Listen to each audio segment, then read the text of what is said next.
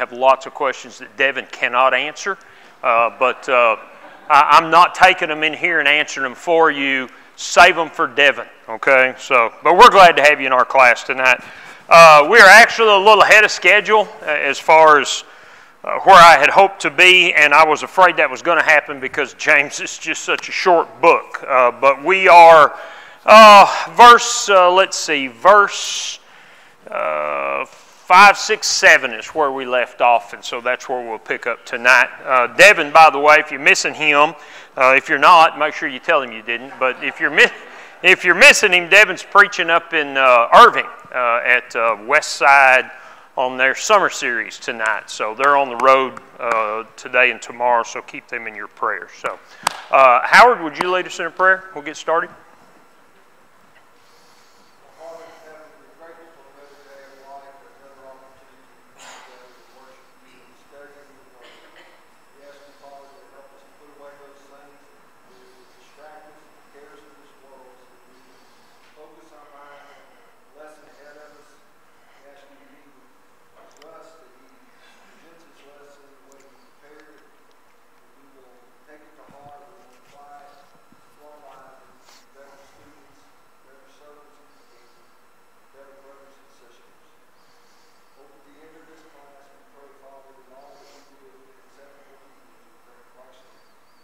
Amen.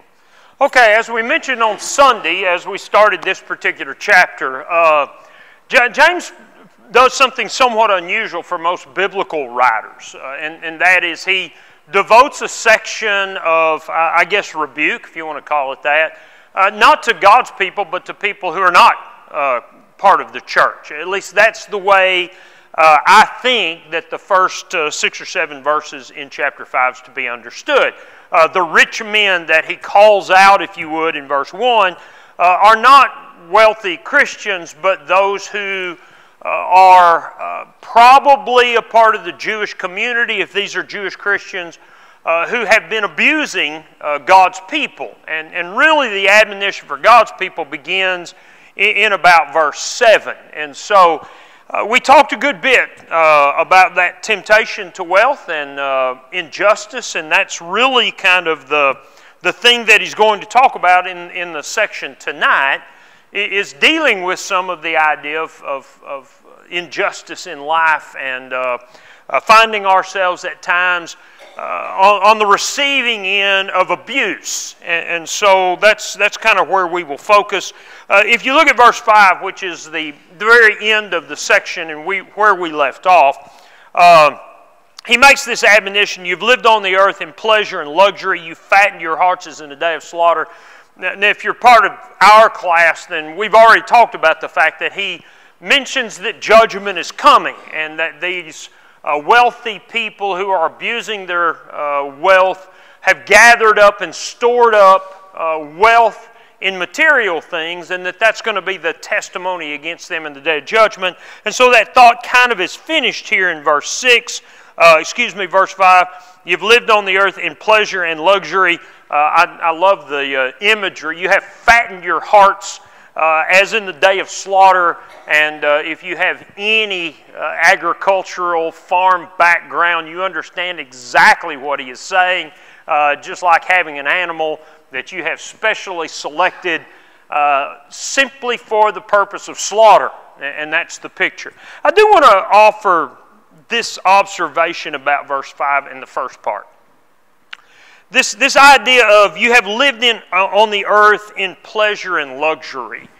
I think anytime that we look at sections like this, even though this section is not addressed to Christians, we did talk Sunday about kind of the temptation that faces all people towards the idea of wanting more and being more comfortable and having more in this life, and especially in our culture, because that so much drives our culture.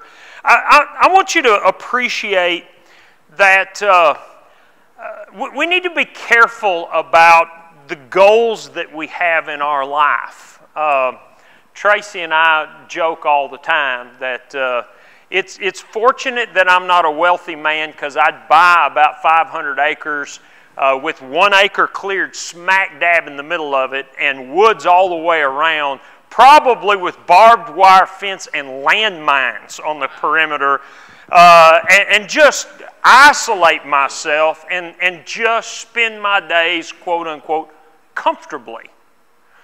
And whether your vision of the ideal life involves a lot of social or non-social, I do think for all of us this idea that I'd just like to be comfortable is a very tempting kind of picture. And our definition of comfort is probably a far cry from the people we're reading about here.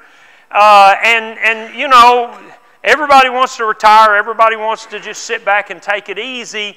And there is a danger in that kind of thinking, because when we retire temporally, materially, very often we retire spiritually. And I think that whole mindset that says I'm at a point in life where I don't have to work anymore. You know, I've built up my retirement. I've worked hard for 40 years, and now I don't have to do anything, and I can just kind of sit back and kick my feet up and watch the world go by. If we're not careful, that's a dangerous mindset, because it infects us in regards to our spiritual lives as well. And if we're not careful also, we develop the mindset of the rich fool in Jesus' parable. Take thine ease, you have much goods laid up for many years, and you know, the Lord's response to that is, you fool, your life's over tonight, out of the pool, it's done. And I just think we need to be careful in our society. I see that, I suspect you see that, and I suspect we're all tempted by it. I know I'm tempted by it. And so as I was reading through this again this morning and trying to make some notes about just some practical takeaways for us, that was one of the things that kind of struck me. You have lived on the earth in pleasure and luxury. You fattened your hearts for the day of slaughter. Just because you have wealth doesn't mean you fatten your heart for the day of slaughter, but if we're not careful, then what we look for is just to live a life of ease. And so I just thought that was an observation worth making. Questions, comments? You made the comment before that some of that was wealth was gained by fraud. He did. They gained some of their wealth by the fraud. Yeah. People that work for them. But he doesn't mention fraud in this verse. What he mentions is luxury and comfort. You know, and I just think that's, and if you look at the wording, so I think especially the word luxury carries with it this idea of ease and pleasures. That's the way in the New King James. It's wantonness in the Old King James. And so it just strikes me as an application. It's certainly not a true parallel, okay? And you're right. He does mention they're defrauding others in the previous verses. Larry? Luxury? Luxury says Indulgence. Yeah. So we just sit back and, you know, eat, drink, and be merry. That's what I think of when I think of indulgence. I don't necessarily think of gluttony and drunkenness as much as I think of I'll take the appetizer and the dessert, you know, which is a rarity for us, but, you know, for a lot of people that's just the way life is. And then you get to verse 6. Verse 6, you've condemned, you've murdered the just, yet he does not resist you. This is where I think it becomes fairly clear that he's not talking about Christians that are wealthy, but he's talking about those who are abusing Christians. And once again, if this is an early letter and these are mostly Jewish Christians, Christianity is still a fairly new thing, and they may well have been ostracized from their Jewish communities and taken advantage of. He's already said back in chapter 2, when a wealthy man comes in, he says in verse 5, has not God chosen the poor of the world to be rich in faith? Do not the rich oppress you and drag you into the courts?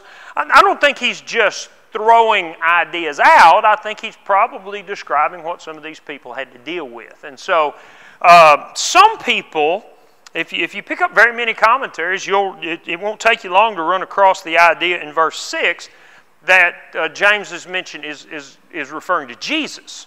When he says, you have condemned, you've murdered the just. And they would translate that, the just one. But the context really does not seem to indicate that. I saw a hand up, Dennis.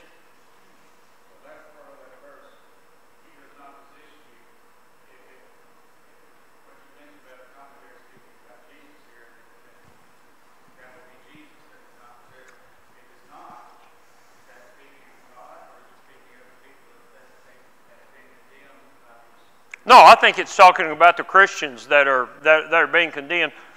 You know, I've mentioned several times, this is a society that is far removed from ours in many ways, okay? We still believe that we have access to a relatively fair judicial system, okay? It's got its problems, understand that, but most people at least feel like that we have, you know, if we are abused, if we're mistreated, that we can go to law and have some kind of a hearing about that. That wasn't necessarily the case for these people. I mean, ideally, in a Jewish community, there would be elders, there would be judges, there would be people in positions of authority. But if they are the wealthy men who are abusing the authority, then who do you go to? And so I'm inclined to think that he's talking about the Christians that he's writing to, you've murdered the just and he doesn't resist you. And this was another note that I put down that I found really interesting. What was Jesus' teaching about injustice? He doesn't use the word injustice in the Sermon on the Mount. Okay, if someone strikes you on the cheek, turn the other, okay? And that's addressing the concept really of meting out vengeance, okay? It is the concept not of self-defense. I hear people say, well, that means you can't defend yourself. I don't think that's the context at all. The context is about letting God exercise justice and not seeking revenge or vengeance when you are mistreated. Thus the idea of going the extra mile. And here is this teaching epitomized. And here was the question that I wrote down. How do you deal with in your life injustice or mistreatment, especially if it happens because of our convictions? We haven't had to deal with that much, have we? Have any of you had to deal much with someone who mistreats you or treats you unjustly because you're a Christian? Chances are not. It is possible, I think, sometimes in family settings, right? If your family is of a particular religious tradition and you have left that tradition, sometimes you'll see that with families mistreating one another because you've embraced the gospel. But we don't see it in our culture a whole lot. That's not to say it won't happen. You know, you look at our kids, our grandkids, how much things have changed in 20 years? How much could they change in another 20 years? Dallas, probably the youngest guy in the room. What, 18 yet? 19? 19? Sorry, you know, I'm old, and so everybody under 30 looks the same. Okay, 20 years down the road, Dallas is 39. That's young. That's just barely reaching middle age. If things deteriorate as much morally in the next 20 years as they have in the last 20 years, what could his generation be looking at? I'll hear people say, well, Christians are being persecuted. I really don't think Christians are being persecuted. But I do see indications where people are starting to look down on people of faith who are serious about it. Okay, and so injustice, mistreatment is a very real possibility in your lifetime. And so the question is, how do you deal with that? Because most of us really rarely have to deal with if somebody strikes you on the cheek, turn the other to them. Do we? Our culture's that. How would you deal with it? And I look at this, and here are these people, what are they doing? They are taking the words to Jesus to heart to the point that they're being murdered, and they don't resist it. And if you go back and you read history, religious history, it becomes fairly clear that the way that Christians under Roman oppression, the way that they acted and the way that they dealt with that, it did much to turn the tide of the population in their favor.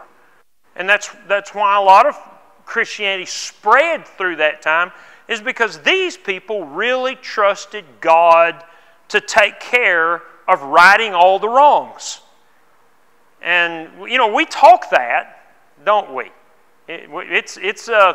Oh yes, God's going to take care of all injustice. Yes, the vengeance is mine, says the Lord. But we don't really have to live it very much, do we? And so I look at this and think, this is what our brethren have had to deal with at times. And are we where they are spiritually in our faith, that we could accept that kind of injustice? Because there's a lot of things that don't bother me too much, but injustice it gets all over me. And so, Howard, you want to say something? And Phyllis? Just to your comment about persecution, I think what we see more in our generation, or at least in ours, was being ostracized more than persecuted. Yeah. You weren't cool. You didn't do this, you didn't do that, so you were left to the side. Yeah. You didn't, so it was. But that can happen for a lot of reasons besides just Christianity. I mean, you can be ostracized. If you're 15 years old and you're still singing first soprano and you're all dorky, you're probably going to be ostracized because you're not a cool kid either. It has nothing to do with your faith. I do think that happens at times, but not a lot. Kids will ostracize over anything. But the idea of, are we persecuted? No, we're really not. But that time could come for our kids and our grandkids. And I think we need to prepare them for that. I'm teaching 1st and 2nd Peter at a boys' camp, a boys' Bible camp next week. And the big section of 1 Peter is about suffering. And I want these boys to understand that in their lifetime, what Peter says to them about suffering and how they deal with it and what they should be prepared, that is a very real possibility that they need to be preparing for. You don't prepare for that when it's happening. You prepare for that before it happens. And I don't want to scare them, but I don't want them to be caught unawares either if we're not preparing our kids and our grandkids for what's coming. I think we're doing them injustice. And I'm not trying to be an alarmist. Maybe things will change, but I don't know. Once you start down that slippery slope, ethically and morally, you don't see big turnarounds very often. Phyllis, you want to say something?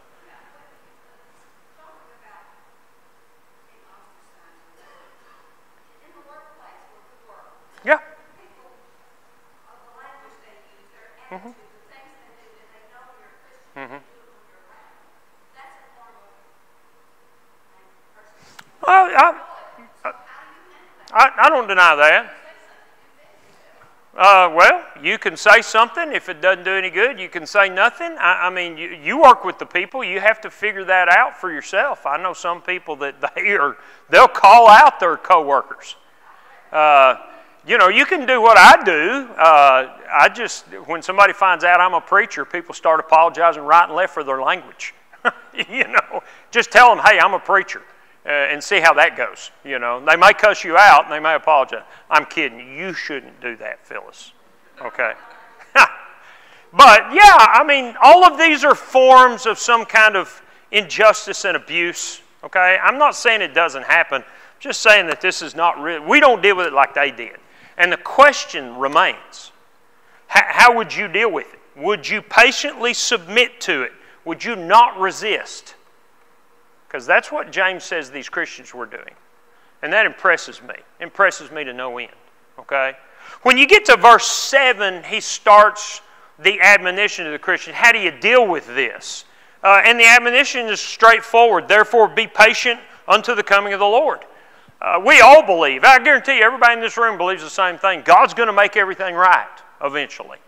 Any injustices that are done, any abuses that are offered, any slights, any, hey, I'm going to cuss more because I know that it bothers you. God's going to take care of all of that. What it demands of us is this idea of patience. This is an interesting word. If you go back to chapter 1, James begins his letter by suggesting patience. Verse 3 of chapter 1. Knowing that the testing of your faith produces patience, let patience have its perfect work. The word here in James 5 is not the same word as in James 1. In James 1, and this is my understanding, I'm not a Greek scholar, but my understanding of the difference between these two words is essentially that the word in chapter 1 carries with it the idea of patience with circumstance. This is the way things are around me, and I've just got to learn to keep my conviction and just wait for the Lord to either intervene or for it to go away or for me to die. The word here in chapter 5 carries with it the idea of patience with people. And sometimes it's easy to be patient with a circumstance and not with a person, or vice versa. But here, be patient. Why? Well, in the context, what's he saying? What's the problem that he's just addressed in the first 6 verses?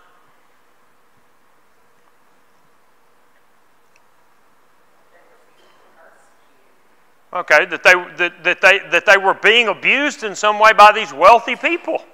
Okay, and so it's very natural to say, be patient with them. That's what I think is interesting. It's hard to be patient with somebody who's treating you unjustly or somebody who is wronging you in some way. It is hard to be patient. And yet that's exactly the instruction. Be patient until what? Till the Lord comes and makes it all right. Okay?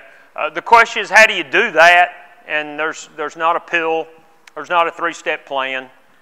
You just decide that I'm going to wait on the Lord. The Lord's going to make it right. And if that takes, the average lifespan, 70, if by reason of strength, 80. If it takes until I'm 80 years old, which is another 18 years for me, for some of you longer, for some of you shorter, then my determination is, okay, I'm just going to wait. And when life's over, God's going to take care of that. And that's hard to do. Because I want resolution now. And I think most of us are that way, aren't we? We want it now. We want it fixed now. We want the injustice taken care of now. And it just doesn't work that way. That's not the way God works. And by the way, why is it that God doesn't work that way? What's God looking for from people, from all people? Repentance. You give an ungodly man 18 years, that ungodly man might change and become a godly man before it's all said and done. So we have to let God be God and accept that sometimes in life, we're just going to have to be patient until the Lord comes. He uses an illustration from the world of Judea. And the illustration is a farmer. He says, waiting for the early and the latter rain. They did not irrigate their crops the way they did in Egypt. In fact, one of the promises that God makes is, I'm going to send you rain when it's supposed to come. And all you got to do is plant and reap. And I'm going to take care of the prosperity. Okay? The productivity of the land. But the way that it works there, is my understanding is, you've essentially got a bit of a wet season right after planting time. And then the crops would grow, but there's a dry spell, and then there's a late season that's wet again, which kind of brings the crop to its fruition. Okay? And the point that he makes is, a farmer has learned that this is the way God has set this up, and if I want a crop, I just got to wait. I got to wait for the rain to come. Growing up in West Texas and watching people dry land farm sometimes, I get that, You just hope and pray for rain at the right time. And sometimes you get it, sometimes you don't. But what you learn to do is to be patient. Because you go out there and cut the crop before the crop's brought to, head, you're losing the potential of a lot of profit. And so be patient. Why? Because God's got His time. God does things in God's ways. God will take care of it. And that's just the way we have to live our lives, no matter what we face. So verse 8, you also, just like the farmer, be patient. Same word once again. Establish your hearts, for the coming of the Lord is at hand. I like that terminology, establish your hearts. The word itself means to turn resolutely in a certain direction. That's kind of an interesting picture to me. I always, I tried to think today, what is it to turn resolutely in a certain direction? Well, I've watched my kids do that, although usually the resolute direction they're turning is their back to me. But there are times when you face whatever's in front of you. You turn resolutely and deal with the problem. And that's the picture of establishing your heart. We've made the observation repeatedly, or at least I've tried to through the years, that the greatest tests of our faith are really not temptations to do evil. The greatest test of our faith is when we have to endure difficulty. At least that's what I think. It may be sickness, it may be financial issues, it may be relationship issues, it may be death. Those things test us, like very few other things test us. And the only way that you get through them is that you just determine, I'm going to continue to trust in God. That nothing that's happening to me changes Jesus coming, living a perfect life, dying on the cross, being raised, going to heaven, and interceding for me. Nothing can change that. And to me, that's the idea of establishing your heart and not allowing your views of God to be affected by the life that you live. And I think that's hard. Questions? Comments? Does that make sense to you? Anybody? Nobody? Okay. Yes, sir.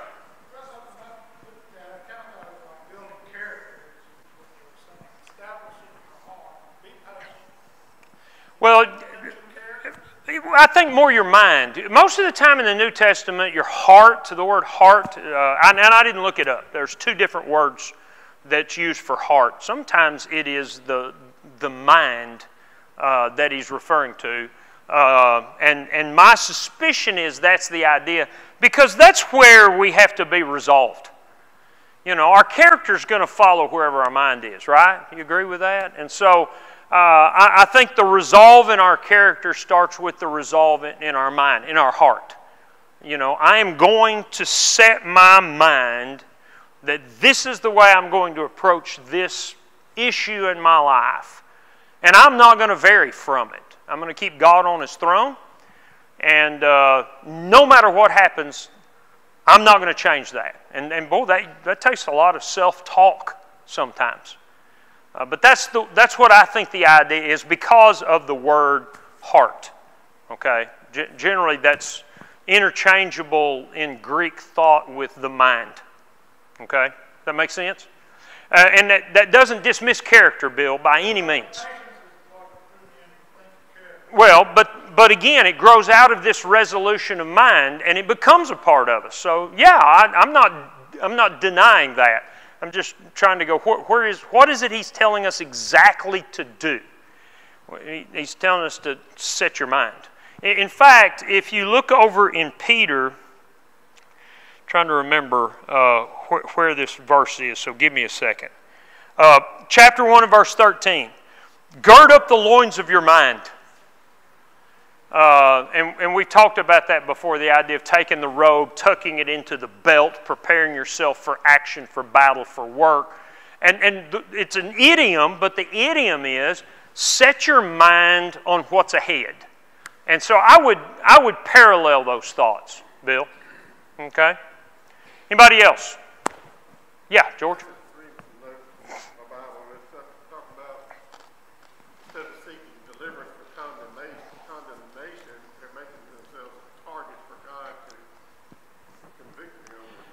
Well, yeah. I mean, once again, it is placing myself at God's disposal for God to use me. However, God, if my If injustice towards me can result in somebody else's being convicted about the truth, that's a good way of looking at that. When I was in Philadelphia during Bible class, we were having a discussion.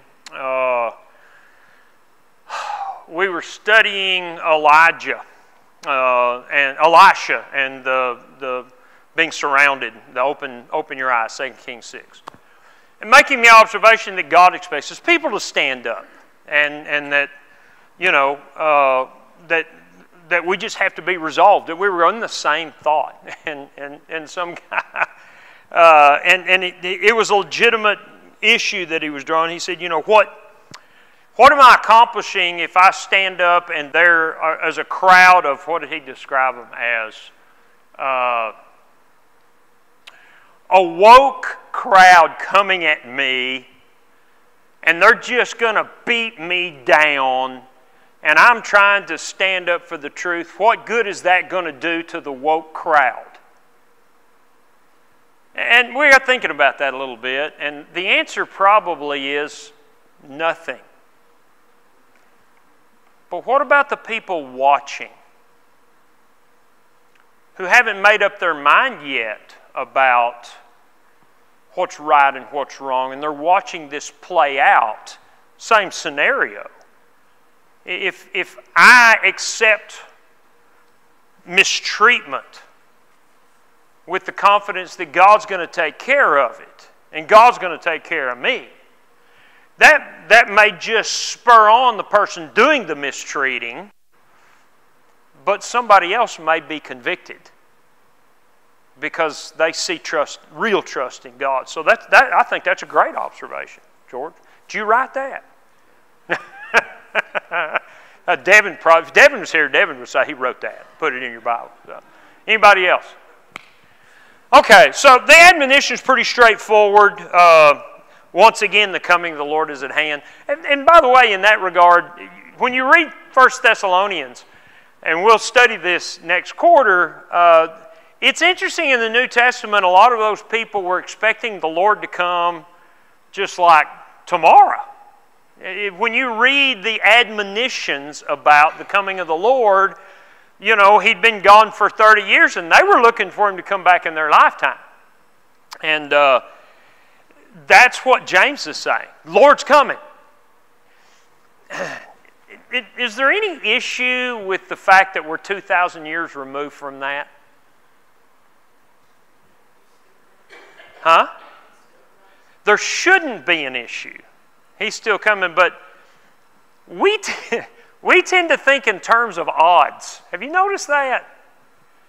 Okay, we'll go back to the 70, if by reason of strength 80. So let's say we're 80 years on the earth. Okay, and this is the way our minds sometimes work. We're 80 years on the earth. The Lord hasn't come back in 2000. I don't know how many 80s go into 2000. Somebody can figure that out. Daniel, you're the math guy. You got that right quick.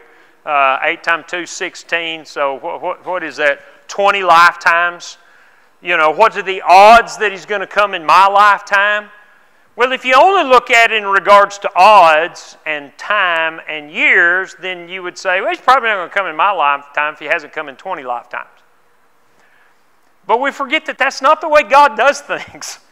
You know, Peter makes the argument, 2 Peter 3, one day with the Lord's like 1,000 years, 1,000 years is like one day. And his point is, God doesn't deal in time like we deal in time. No, He didn't come in their lifetime, and I think many of them were expecting it, to the point that in 2 Thessalonians chapter 3, some of them weren't working. They just kind of retired waiting for the Lord.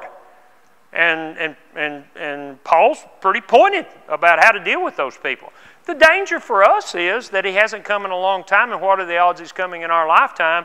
And yet when Jesus talked about the return in Matthew 24 and in Matthew 25, two of His illustrations revolve around, one of them, the servant, when he sees his master is delayed in his return, begins to abuse his fellow servants. And the other one in chapter 25 is the parable of the wise and foolish virgins. And what's the problem there? The foolish virgins aren't prepared because the groom is delayed in his coming.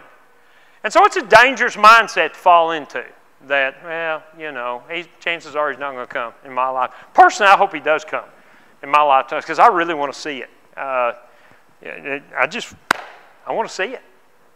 Lord willing, I'll be raised to see it even if he doesn't come in my lifetime. I think that's the teaching in 1 Thessalonians 4, but still.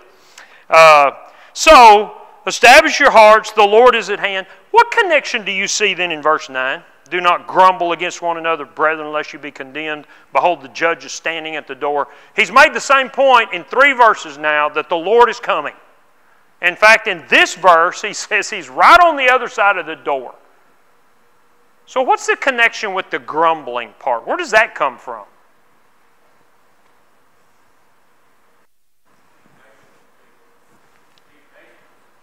Okay, it goes back to the idea of patience and patience with people. Anybody else? What are you like generally when you're going through a rough patch in life? Huh? Blame somebody? Blame everybody. I mean, are you happy-go-lucky all the time when everything's bad? Huh? Or are you a little more short than normal? And in this circumstance, what if you're talking about Christians who were suffering because of their faith and other Christians were identified because of the people that are suffering? Hey, why are you picking on me? You know, Lewis is a Christian too. Oh, well, I didn't realize that. I'll go pick on Lewis too. Now, I see a couple of things here, and I think that they are very much a part of the way we deal with things as human beings. If we're being mistreated and abused, it's real easy to be unkind, dismissive, short, grumbling, griping, inconsiderate of brethren. Because we just become that way towards everyone. And the second possibility is, if the brethren are the problem, I'm suffering because of brethren. Because, you know, there's a bunch of folks at Northwest that have gotten targeted by the rich abusers, and now they found out that I'm at Northwest too, and now all of a sudden I'm targeting. Can't you folks keep your mouth shut? You know, that kind of... this is actually fairly commonly addressed. Peter addresses it in 1 Peter chapter 4 when he talks about suffering. And in the middle of it, he says, make sure you use hospitality towards one another.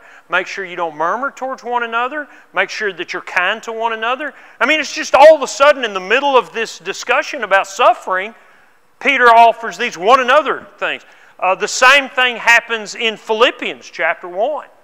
He talks about difficulty and Paul's being in prison and Paul's doing his work. And in the very middle of that, he talks to them about the way that they are treating one another. And I do believe, if we're not careful, it's easy to take out our frustrations on the people that we love.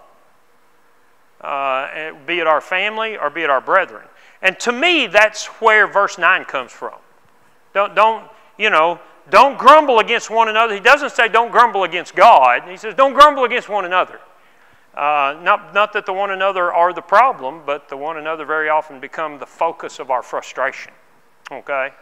It doesn't make a whole lot of sense to not resist the evil and then turn around and abuse one another. And yet that seems to be the things that he's addressing here. And so verse 10, the prophets become an illustration. This part we're so familiar with. Won't spend a lot of time. We'll finish it up Sunday morning. But from verse 10, really, with the exception of verses maybe 12, 13, and 14, and 15, this is a pretty straightforward rest of the chapter. Okay? You be patient, and where he's going to go with that is look at people before you who were patient, and then you need to talk to God. So that's where we'll go with this on Sunday. All right? Hope those were helpful comments. Thanks for your participation tonight.